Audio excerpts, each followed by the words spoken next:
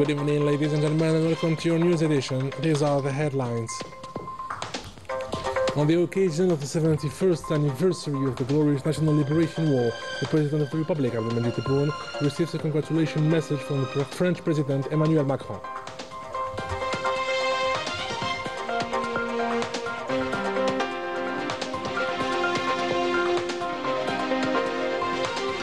On the same occasion, the President of the Republic, Abdelmadjid Tebboune, received congratulation messages from the President of Cuba, Miguel Díaz-Canel Bermudez, and the President of China, Xi Jinping.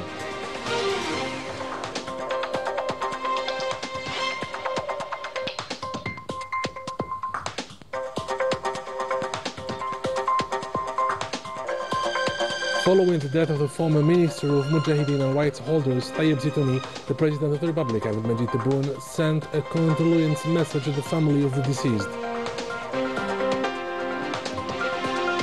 The fundamentals of the Sahrawi issue are preserved in the Resolution 2997 of the UN Security Council, affirms the Minister of Foreign Affairs, Ahmed Attaf, affirming that the right of the Sahrawi people to self-determination should be applied according to international legality.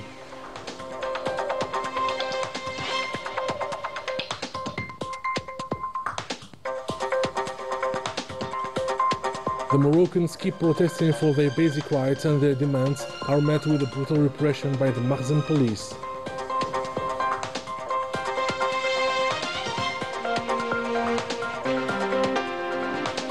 At the end of this edition, we're taking you to the book fair where cultures from all over the world meet. Algerian and international authors gathered to present the latest books, and all of the visitors expressed themselves on traditional and e-books. Welcome back. The President of the Republic, Abdelmadjid Tebboune, received a congratulation message from the French President Emmanuel Macron on the occasion of the 71st anniversary of the outbreak of the National Liberation War, wishing Algeria success and prosperity. The President of the Republic, Abdelmadjid Tebboune, also received a congratulation message from the President of Cuba, Miguel Díaz-Canel Bermudez, on the occasion of the 71st anniversary of the outbreak of the National Liberation War, expressing his will to consolidate the friendship and cooperation relations between the two countries. The President of the People's Republic of China, Xi Jinping, sent a congratulation message to the President of the Republic, Abdelmadjid Tebboune, on the occasion of the 71st anniversary of the outbreak of the National Liberation War, and I quote, "Your Excellency, President Abdelmadjid Tebboune, President of the People's Democratic Republic of Algeria, on behalf of the Chinese government and people, and on my own behalf, I extend my warm congratulations to Your Excellency on the occasion of the 71st anniversary of the outbreak of the Algerian Revolution. China and Algeria have enjoyed a deep traditional friendship since the establishment of diplomatic relations 67 years ago. I attach great importance to the development of the relations between our two countries, and I am ready to work with Your Excellency to consolidate friendship and mutual trust, as well as fostering exchanges and cooperation in all sectors to achieve new and greater milestones in the strategic partnership between our two countries. I wish Your Excellency good health and success, your esteemed country prosperity and progress, and your people happiness and well-being." Following the death of the former Minister of Mujahideen and Rights Holders, Tayyip Zitouni, the President of the Republic, Abdelmadjid Tebboune, sent a condolence message to the family of the deceased, in which he expressed his deep compassion, praying Allah to bestow His mercy upon his soul and grant courage and patience to his beloved ones. To Allah we belong, and to Him we shall return. The State Minister of Foreign Affairs, National Community Abroad and African Affairs, Ahmed Attaf, received on Monday the Minister of Foreign Affairs and African Affairs of the Sahrawi Arab Democratic Republic, Mohammed Islam Baysat. The two parties evoked the discussions held on last October at the Security Council on the Sahrawi cause, as well as the adoption of the Resolution 2797 that aims at renewing the mandate of the UN mission for the organization of a referendum in Western Sahara. In this context, the two ministers held the fact that the adopted resolution maintains the fundamental principles of a fair, sustainable and definitive solution to the Sahrawi issue, insisting on the necessity of negotiations between the two parties of the conflict. The two ministers also highlighted that the resolution reaffirms the essential aspect of the Sahrawi people to self-determination and hailed the renewal of the MINURSO mandate for 1 year according to the UN General Secretary proposal at the Security Council. Two ministers exchanged points of view on the political process perspectives led by the United Nations for a fair, sustainable and definitive solution to the Sahrawi issue, thus ensuring the right of the Sahrawi people to self-determination according to international legality and to the resolutions and principles of the United Nations in terms of decolonization. We'll listen to the Sahrawi minister. كطرف صحراوي جئنا نعبر عن امتناننا للجزائر كدولة صديقة وجارة. As the Sahrawi party, we have come to express our gratitude to Algeria, a friendly and neighboring country and a member of the United Nations Security Council, as well as to the friendly powers sitting on the Council. They have done important work to preserve the United Nations African Union peace plan, along with its overall goals, direction, framework, both within the international order and at the Security Council level. After a long and detailed debate, this recommendation was adopted. It clearly and strongly emphasizes the importance and central role of the principle of self-determination through two of its articles. It also explicitly reaffirms the key role of the United Nations and its framework as the main reference for resolving this conflict related to the right to self-determination. The State Minister, Minister of Foreign Affairs, National Community Abroad and African Affairs, Ahmed Attaf, granted an interview to the TV channel Al-24 News, during which he evoked the Sahrawi issue and the so-called Moroccan Autonomy Plan.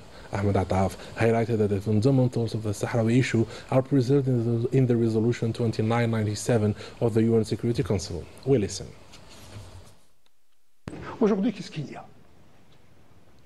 What is happening today is that the principle that Morocco desperately tried to include, a so-called sovereignty over Western Sahara, has been removed. The text was purged of the two references that had been made to this principle in the operative part of the draft resolution. This reference remains only in the preamble, where it carries much less legal weight, but in the operative section of the resolution itself, there is absolutely no longer any mention of the Moroccan state or of the Moroccan sovereignty over Western Sahara. Secondly, the autonomy plan is no longer the exclusive framework for resolving the issue. The resolution has opened the door to other ideas and alternative plans, and that is very important. Thirdly, the right to self-determination has been decoupled from the autonomy plan. It must be exercised in accordance with international law, with the Charter of the United Nations. Fourthly, and this is also very important, the MINURSO, which Morocco wanted either to dismantle or radically transform against its mandate, has seen its mandate renewed for 1 year. Ahmed Attaf affirmed that this resolution project is unfair and only reflects the position of one party. We listen.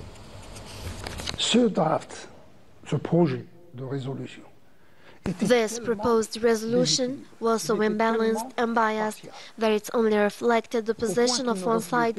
It was so excessive that in the end, 8 countries representing half of the members of the Security Council introduced amendments.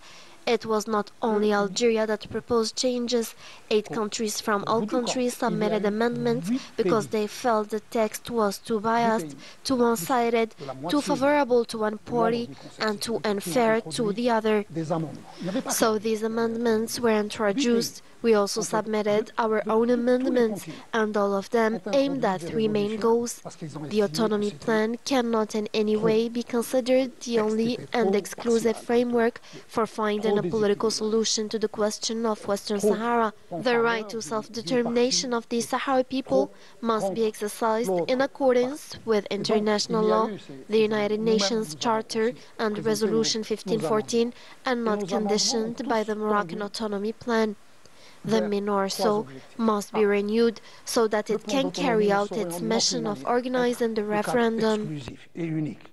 Regarding the 1968 agreements between Algeria and France, Ahmed Attaf reaffirmed that the recent developments are an internal affair between the French government and Parliament, and that the French government did not communicate with Algeria.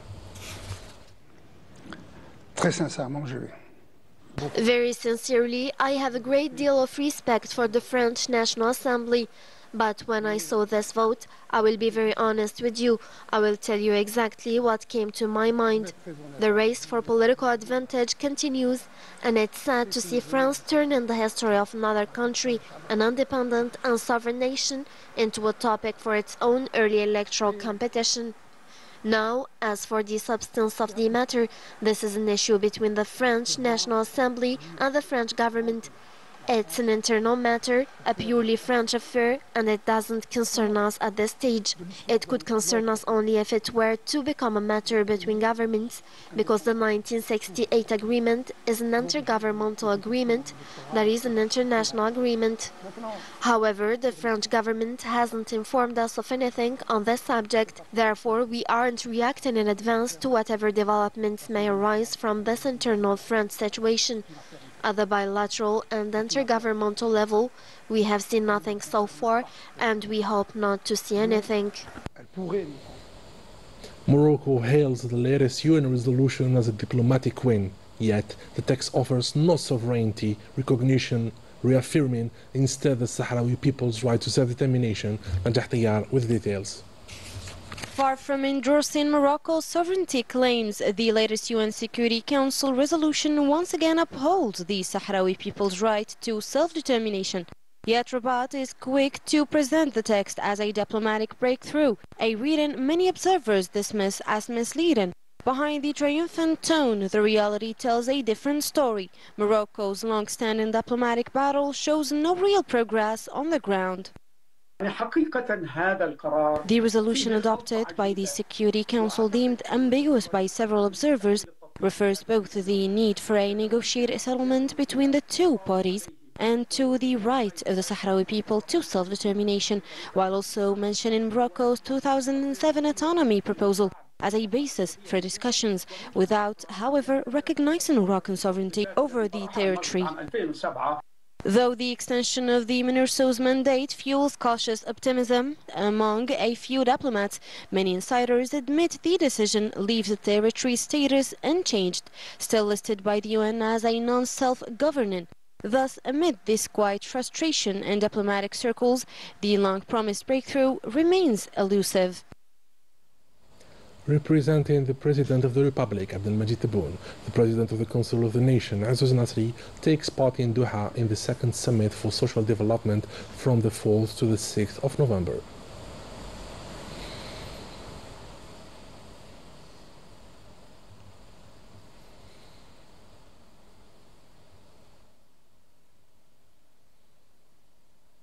As part of a partial reshuffle conducted by the President of the Republic in the positions of governors and governors delegate, and instructed by the President of the Republic, the Minister of Interior, Local Authorities and Transport, Said Sayoud, installed Fodil Swifi as the governor of the province of Adrar.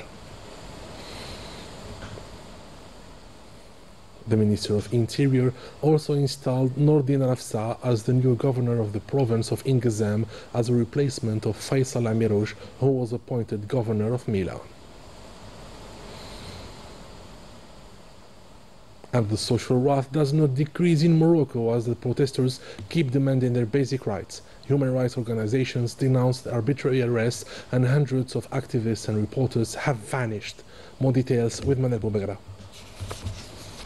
Hundreds of journalists, bloggers, protesters and activists fill the Makhzen's prisons after being arbitrarily arrested and wrongfully sentenced under unbearable conditions, from torture, deprivation to prolonged solitary confinement. They wrote in my file that I was insane, that I wasn't capable of controlling my own actions or words. In certain prisons, they can kill you and erase any trace of any crime committed. International human rights organizations report dozens of cases of forced disappearance, abusive use of preventive detention, and trials marred by irregularities. According to several testimonies, some detainees are marked for life with physical and psychological disability. Their families suffer of the violations that occur in the absence of any active oversight. What can I say after visiting my son? My heart aches for him.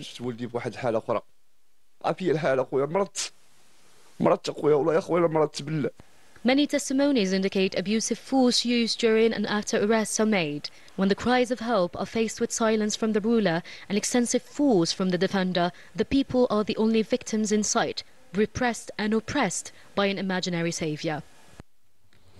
At the Fair Book, emerging Algerian authors are blending cultural heritage with global expression through their books to showcase a modern, creative Algeria to the world. More with Najah Tayyar. National Book Fair, a place where no books are simply sold without the stories of the forgotten souls being told. And for 10 unforgettable days, Algeria becomes the beating heart of the world's culture and art. Here, cultures don't collide, but under one slogan, they coincide.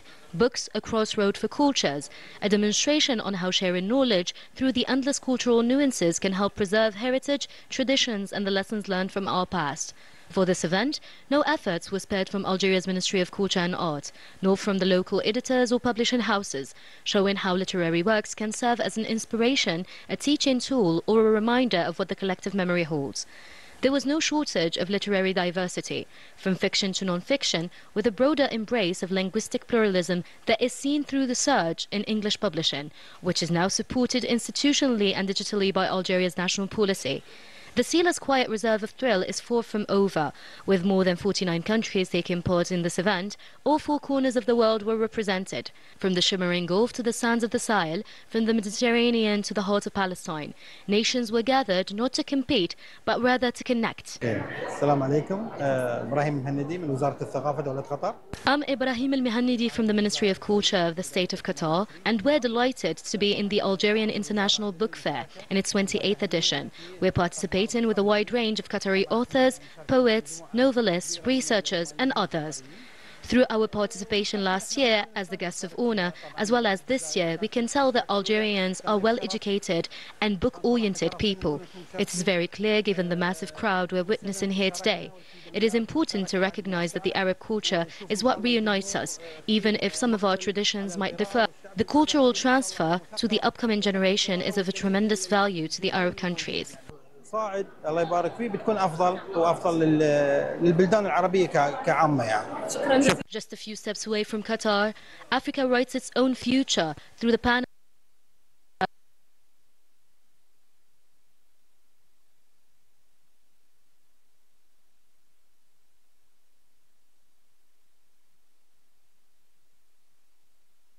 It was a report by Manal Boubagaram. And at the fair, as I said, emerging Algerian authors are blending cultural heritage with global expression through their books to showcase a modern, creative Algeria to the world. More details with Najah Tayyar.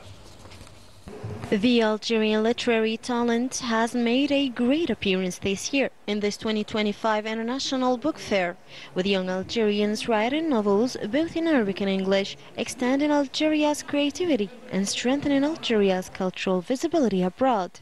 I have two literary books named because I was born as a military child, and the novella recently published named Memoria.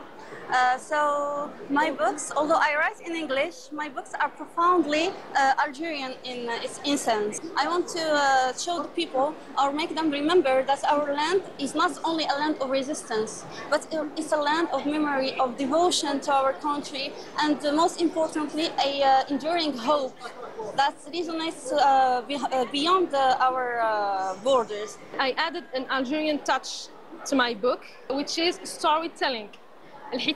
I used Arabic words in my book and the translation below. So that will give them another vision about horror stories. Horror stories is not only Annabelle and horror movies that we see in cinema. It could also be with an Algerian touch. I have three books about self-development and one book about Palestine. About my research, I want to show the world that Algeria is a country that stands and that supports who suffer. This year, featuring young Algerian authors alongside the international participants from the other countries, the fair stands as a meeting point for the cultures and young creative minds that goes beyond showcasing books, celebrating dialogue, openness, and the shared curiosity of the new generation. I think books are a fantastic way to speak between cultures. You know, the easiest way to travel anywhere is through a book. But I think this specific books fair is fantastic. We don't really have things like this in the United States, and it's a great opportunity for people to discover a little bit about what American authors are publishing. These young authors are quite exploiting the literature and the fluent foreign languages they master as a powerful bridge between the mother country's heritage, nation core principles at the global stage. And as the fair draws readers and publishers from across the region and beyond, Algeria's message is clear. Its stories, written in any language, are windows to a proud culture to inspire the world. And with this, we come to the end of our edition. Ladies and gentlemen, thank you for being with us. Have a good night.